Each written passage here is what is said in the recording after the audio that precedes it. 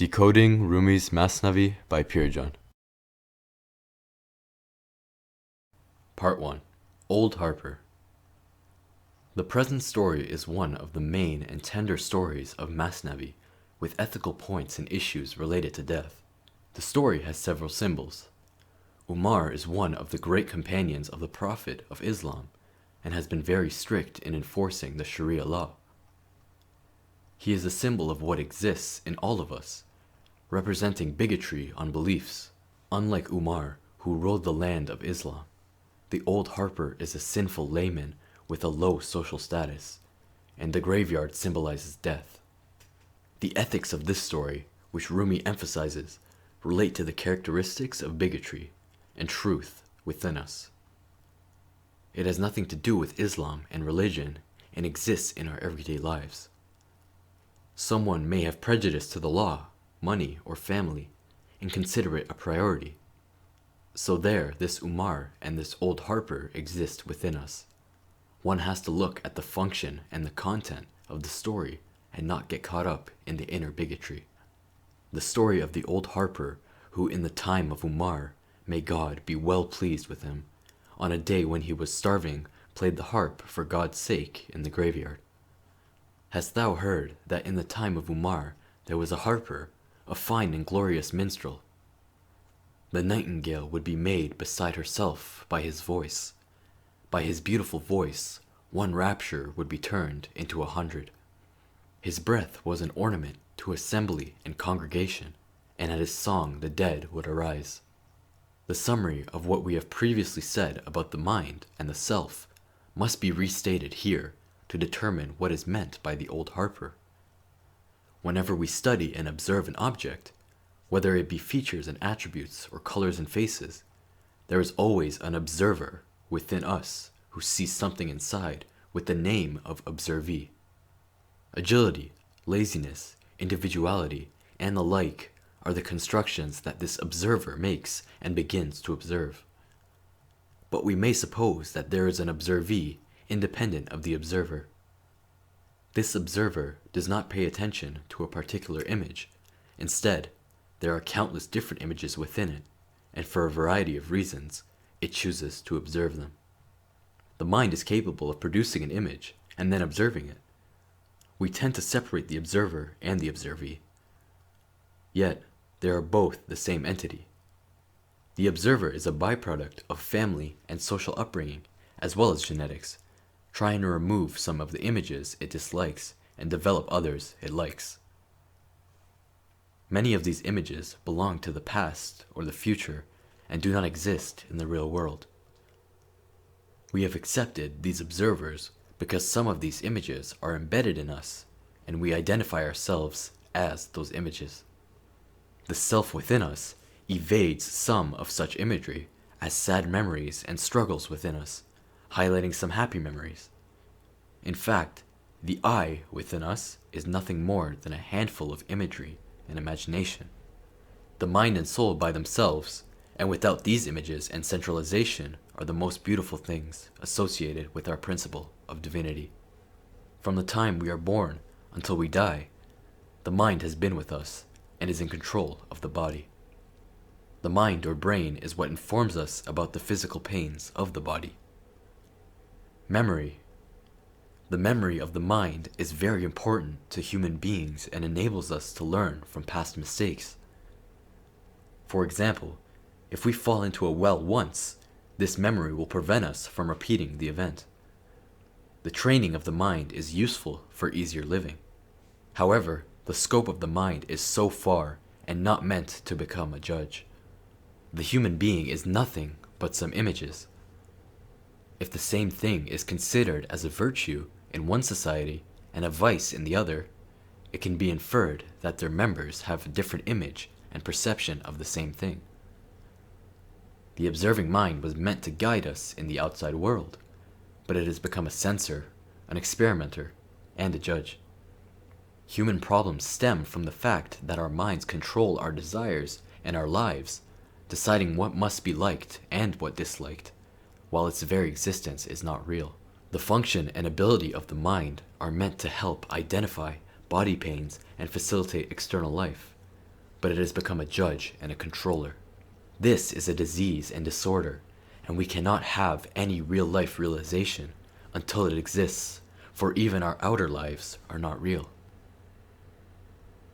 Something inside us suffers from this disease and does not allow us to have a true understanding of life. Just like when a child's heart has a serious problem and no definition of fun and exercise. Mysticism assumes the mind as having some kind of illness, yet it is capable of repairing itself and can bring human beings to a place where they can differentiate their perspectives. Once a wealthy man came to a psychologist with his younger daughter, complaining that his daughter had fallen in love with precious jewelry, but she would soon abandon it. The psychologist told him that if he wanted his daughter to recover, he should pretend through a friend that he was being bankrupt and would soon go to jail. After some time, the girl decided to help her father and returned her jewelry to her father and took charge of her father's accounting. After a while, the rich man returned to the psychologist and thanked him for his guidance in helping his daughter recover and even take responsibility for work in life. The father asked him what the secret was and how his daughter had changed. Just as there is the image of wanting in your daughter, so is there an image of the father's sympathetic daughter. All I did was activate this latter image, he answered. We are nothing, and we have nothing but some illusion. Images we see in our main center and assume those images to be real. We are nothing but childhood and youth memories. Until we are lost in the imagination, we cannot move forward and are confined to unrealistic observations. The mind is very intelligent. If we look at the mind while in self-scrutiny, we will realize that the mind is ready months before any action is taken by us. If we have any tricks, it will not be possible to prosper. Awakening or love is what Rumi calls for and suggests that we enter the fire like a butterfly. One of the traits of a human being is that they like to be an observer and does not want to give up his habits. As long as the human is involved in their identity, there is no difference between good and evil. One who is captive to habits and wants to treat himself with medications such as prayer and meditation will not benefit. The harp is the very observer that makes noise within us. In ancient China, painters sat in front of a tree and were so overwhelmed by it that they merged with the tree. This unification seems impossible under normal circumstances, making even the shade of a leaf be so real that it seems to be drawn unseen. It is the unification of the observer and the observee that leads to a superior ability we call love. There are some spiritual traits in us that our thinking cannot understand because it has not evolved to do so. Thought intervention in these cases is useless and acts like a bratty child doing dangerous games and going to places not meant for it. Like Israfil, whose voice will cunningly bring the souls of the dead into their bodies, or he was like an accompanist to Israfil, for his music would make the elephant grow wings. One day Israfil will make a shrill sound and will give life to him that has been rotten for 100 years. The prophets also have spiritual notes within, whence there comes life beyond price to them that seek God. The sensual ear does not hear those notes, for the sensual ear is defiled by iniquities. If we do not understand these voices, it is because we are in prison and cannot hear because we have lost the ability to hear from the oppression of speech. Some ears are not entitled to hear the truth, and after attending some mystical sessions, they want to know how they can financially benefit from it. Rumi insists that we should not talk to those who are not sincere. The note of the peri is not heard by man, for he is unable to apprehend the mysteries of the peris. Although the note of the peri too belongs to this world, the note of the heart is higher than both breaths, for peri and man alike are prisoners. Both are captive in the prison of this ignorance. We are all prisoners of illusions and cannot hear voices. Recite, O community of jinn, in the Suratul Rahman. Recognize the meaning of, if ye be able to pass forth. The inward notes of the saints say, at first, O ye particles of law, Take heed, lift up your heads from the law of negation. Put forth your heads from this fancy and vain imagining. O ye, who all are rotten in the world of generation and corruption, your everlasting soul neither grew nor came to birth. You are like a kid, stuck and not grown up, because your mind has not been healthy. A healthy mind can guarantee a long life, but without it, the body will be destroyed and decayed.